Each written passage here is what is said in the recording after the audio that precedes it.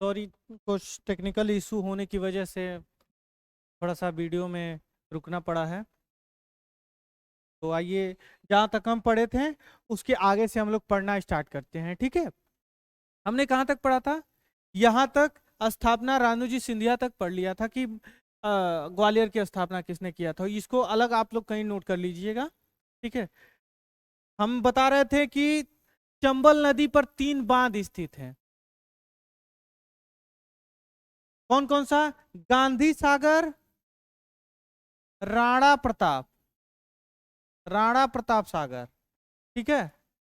फिर उसके बाद नेहरू बांध। कौन सा?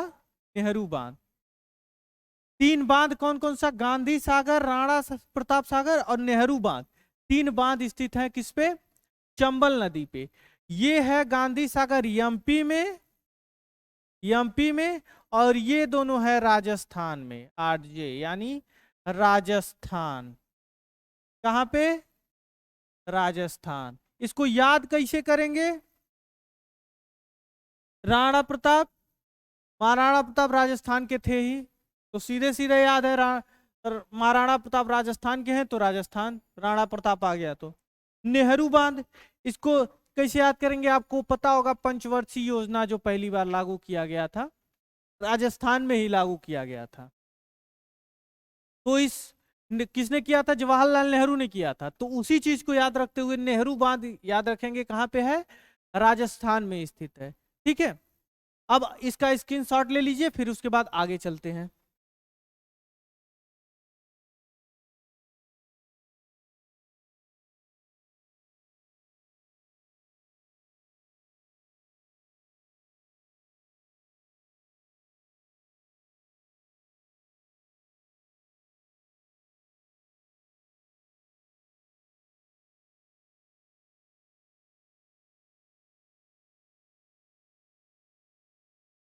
ठीक है, हो गया। इसी चंबल नदी पर एक जलप्रपात स्थित है। कौन सा जलप्रपात? कौन सा जलप्रपात स्थित है? चुलिया जलप्रपात, चुलिया जलप्रपात। कौन सा? चुलिया जलप्रपात चंबल नदी पर स्थित। यही चंबल नदी जो हम पढ़ा रहे हैं, इसी यही चंबल नदी घड़ियाल के प्राकृतिक निवास के लिए प्रसिद्ध है। क्या है? घड़ियाल का प्राकृतिक निवास है, ऐसे समझिएगा। क्या है? घड़ियाल, चंबल नदी, देखिएगा, चंबल नदी घड़ियाल का प्राकृतिक निवास क्षेत्र है। घड़ियाल संरक्षण कब आया था? घड़ियाल संरक्षण, घड़ियाल, क्वेश्चन है घड़ियाल संरक्षण।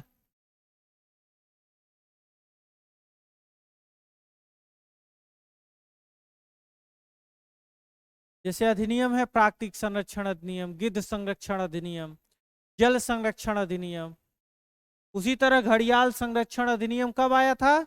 1974 में। कब आया था? 1974 में। क्या था? घड़ियाल संरक्षण अधिनियम, ठीक है। इसी चंबल नदी की एक सहायक नदी है क्षिप्रा नदी। क्षिप्रा सहायक नदी, सहायक नदी कौन सी है?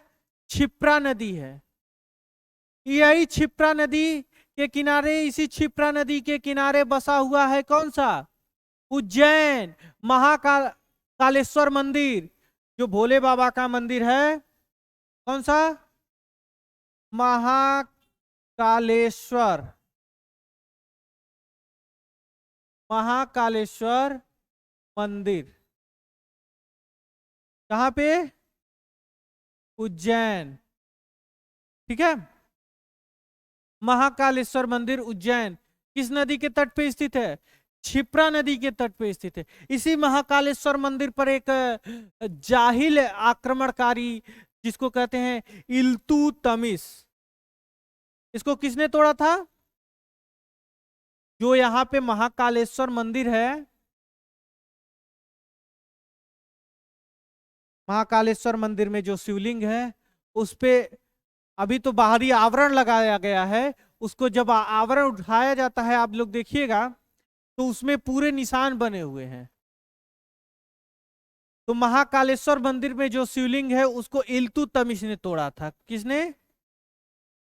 इल्तुतमिश। इल्तुतमिश, ठीक है। इल्तुतमिश ने क्या किया था? तोड़ा था। इल्तुतमिश ने क्या किया था? तोड़ा था। इसी क्षिप्रा को क्या कहा जाता है? मालवा की गंगा। मालवा की गंगा। अब क्वेश्चन ये है कि मालवा किसे कहते हैं? तो मध्य प्रदेश वाला जो क्षेत्र है उसे पहले मालवा कहा जाता था। क्या कहा जाता था? मालवा कहा जाता था। तो यही एक क्षिप्रा नदी है जिसको मालवा की गंगा कहा जाता है, ठीक है। यही उज्जैन है जिसको प्राचीन काल में अवंतिका कहा जाता था। अवंतिका, प्राचीन काल में क्या कहा जाता था? अवंतिका कहा जाता था। इसी की राजधानी माहिष्मति थी। क्या थी? माहिष्मति। इसी अवंतिका की राजधानी माहिष्मति।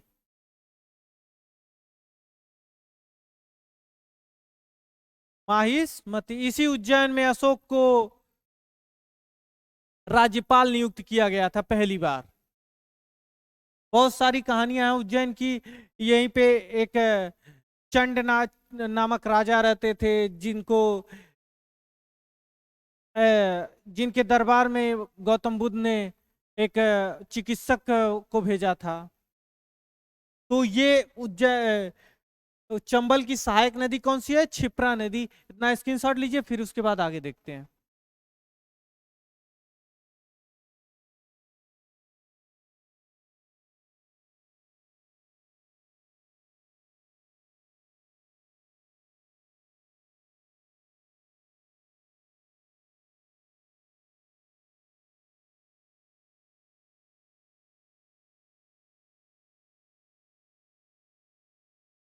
ठीक है, इरेज करते हैं।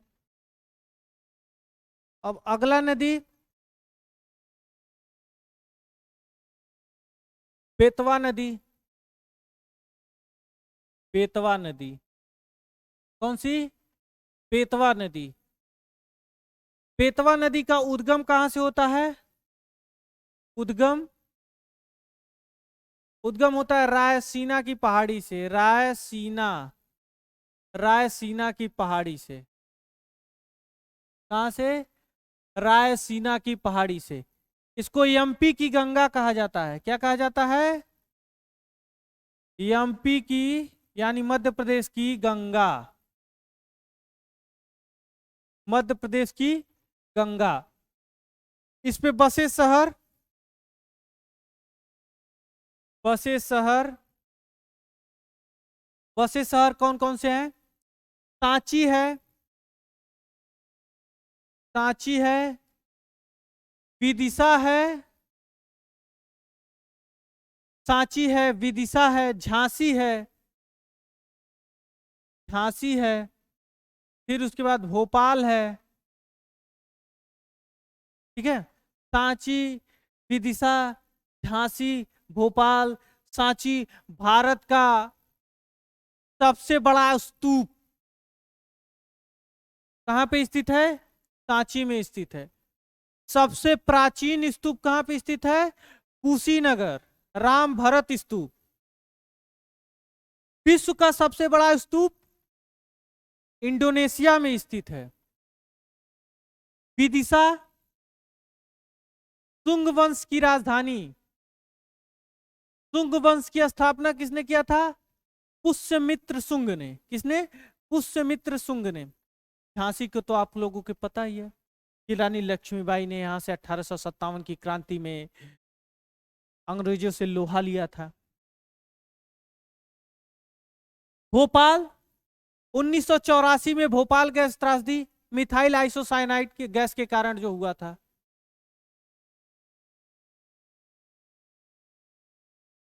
तो इस तरह से ये बेतवा नदी के कुछ क्वेश्चन है, इसको देखिए, स्क्रीनशॉट लीजिए।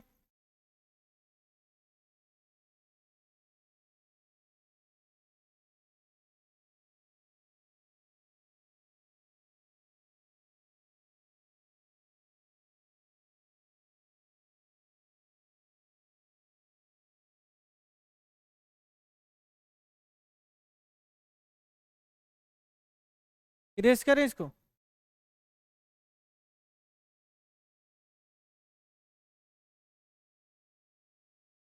पिज्जा झांसी, वाह। हाँ, एक शहर और लिख लीजिएगा, ललितपुर। ललितपुर ये इंपॉर्टेंट है। क्यों इंपॉर्टेंट है? क्योंकि यहाँ पे दशावतार मंदिर, दशावतार मंदिर, दशावतार मंदिर। ललितपुर में ही एक जगह है देवगढ़, देवगढ़, वहां पे क्या है? दशावतार मंदिर, जो कि भारत का पहला मंदिर है। भारत का पहला मंदिर, भारत का पहला मंदिर, भारत का पहला मंदिर दशावतार मंदिर भगवान विष्णु का है। किसका है? भगवान विष्णु का, भगवान विष्णु का है। पंचायतन शैली पे बनाया गया है, पंचायतन, पंचायतन शैली पर, पंचायतन शैली पे। इसमें भगवान विष्णु लेटे हुए हैं। कैसे हैं? लेटे हुए प्रतिमा है, लेटे हुए। ठीक है, कैसी है? लेटे हुए हैं। ठीक है, इस चीज को स्क्रीनशॉट लीजिएगा। ठीक है, उसके बाद इरेज करते हैं, फिर आगे बढ़ते हैं।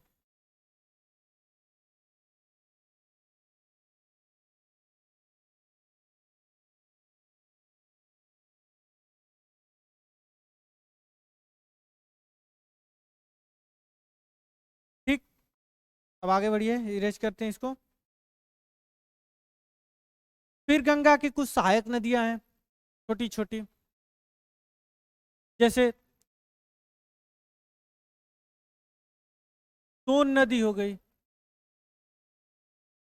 इसी को कहा जाता है, सोन नदी को स्वर्ण नदी, स्वर्ण नदी। क्यों कहा जाता है? रेत वाली जो बालू होती है बिहार में, ये सोन नदी कहाँ है? बिहार में। कहां से उद्गम होता है? उद्गम, उद्गम अमरकंटक, अमरकंटक की पहाड़ी से। कहां से? अमरकंटक की पहाड़ी से, अमरकंटक की पहाड़ी से सोन नदी का उद्गम होता है। और इसे ही स्वर्ण नदी कहा जाता है। इसे क्या कहा जाता है? स्वर्ण नदी। क्यों? क्योंकि बिहार में ये नदी जो पाई जाती है, आप लोगों को पता होगा, लाल बालू जो होता है वो यहाँ पे बहुत ज्यादा पाया जाता है। और लाल बालू जो है वो घरों की जो जुड़ाई की जाती है उसमें बहुत मजबूती से पकड़ करता है सीमेंट के साथ।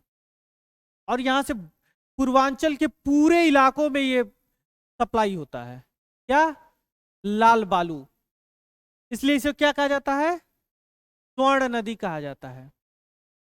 यह गंगा से कहां मिलती है? गंगा से, गंगा से पटना में मिलती है, गंगा से पटना में मिलती है। कौन? सोन नदी गंगा से पटना में मिलती।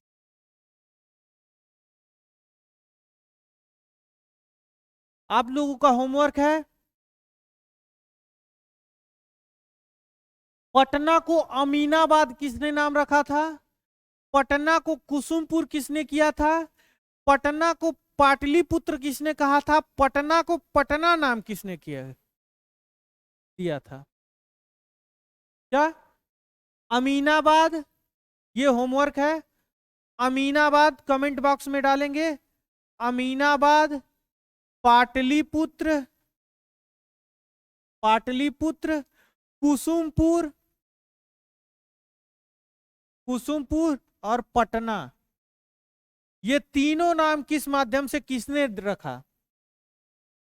ये होमवर्क है। ठीक है, ये सोन नदी समाप्त हुई।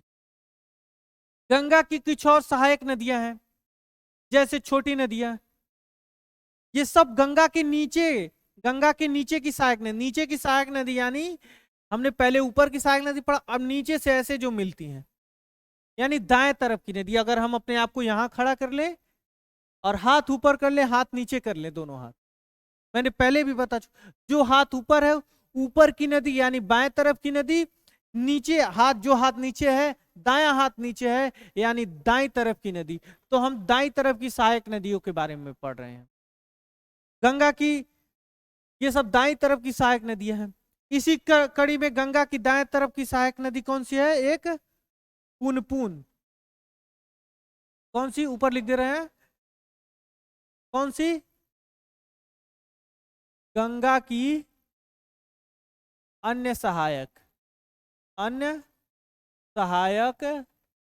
नदी। ठीक है, गंगा की अन्य सहायक नदी पुनपुन। पुनपुन कौन? पुनपुन। फिर उसके बाद कर्मनासा, कर्मनासा नदी, कर्मनासा नदी। कर्मनासा नदी को भारत का शोक कहा जाता है। भारत का शोक, भारत का शोक। चीन का शोक किसे कहा जाता है? यहीं पे खत्म करिएगा। चीन का शोक, चीन का शोक हांगो, हांगो नदी।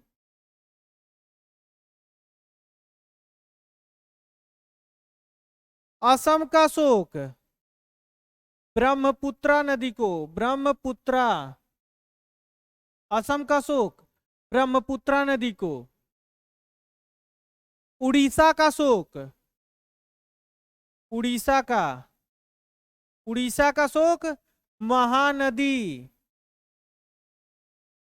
बिहार का शोक कोसी, बिहार का शोक कोसी। इसको अलग लिखिएगा, ठीक है। बिहार का शोक कोसी नदी को, ठीक है। इसी ये जो पहले मैंने सोन नदी बताया है, इसी सोन नदी की एक सहायक नदी है रिहंद, रिहंद नदी। क्या है? रिहंद नदी इसी की एक सहायक नदी है, रिहंद नदी। ये रिहंद नदी एक रिहंद बांध, जो सोनभद्र का इलाका जो है उत्तर प्रदेश का, वहां पे रिहंद बांध के माध्यम से उत्तर प्रदेश का सर्वाधिक विद्युत उत्पादन का क्षेत्र है। वहां पे एक ओखला विद्युत घर बनाया गया है, जहां से उत्तर प्रदेश का सर्वाधिक विद्युत का उत्पादन किया जाता है। उत्तर प्रदेश के सर्वाधिक विद्युत का उत्पादन किया जाता है। वहीं पे एक जलाशय बनाया गया है, गोविंद सागर जलाशय। यहाँ पे यानी कह सकते हैं ओखला, ओखला, ओखला विद्युत घर, ओखला विद्युत घर। फिर उसके बाद गोविंद, गोविंद सागर जलाशय। कौन सा? गोविंद सागर जलाशय स्थित है। स्क्रीनशॉट लीजिए।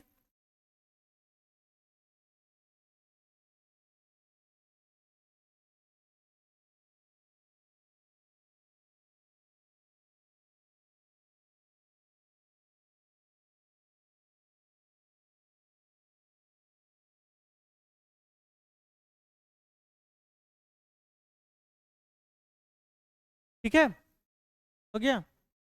तो इस तरह से हमने गंगा की जितनी ऊपर की बाईं तरफ की, दाईं तरफ की, नीचे की सहायक नदी यानी गंगा नदी क्षेत्र, गंगा का अपवाह तंत्र जितना था उसको हमने पूरी तरह से समाप्त कर लिया है।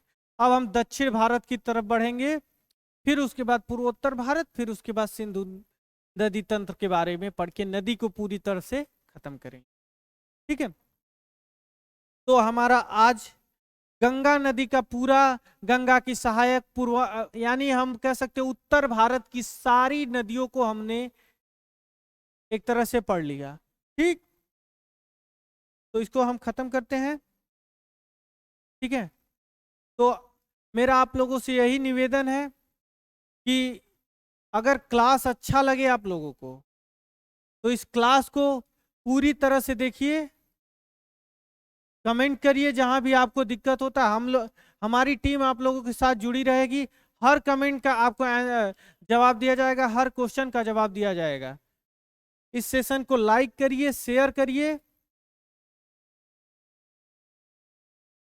और बस इतना कहना चाहूंगा, इस एज में अगर नौकरी नहीं मिलेगा ना, फिर बहुत दिक्कत हो जाएगा, बहुत दिक्कत हो जाएगा, मुसीबत बहुत ज्यादा बढ़ जाएगी।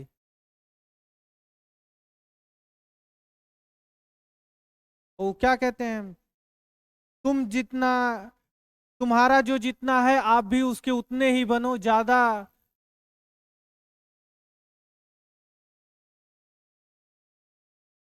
तुम, तुम्हारा जो जितना है तुम भी उसका उतना ही रहो। ज्यादा मोहब्बत में इज्जत की नीलामी हो जाती है, तो इसलिए अपने करियर पर ध्यान दीजिए। ठीक है, आज का सेशन यहीं पे खत्म करते हैं। ठीक है, थैंक यू वेरी मच।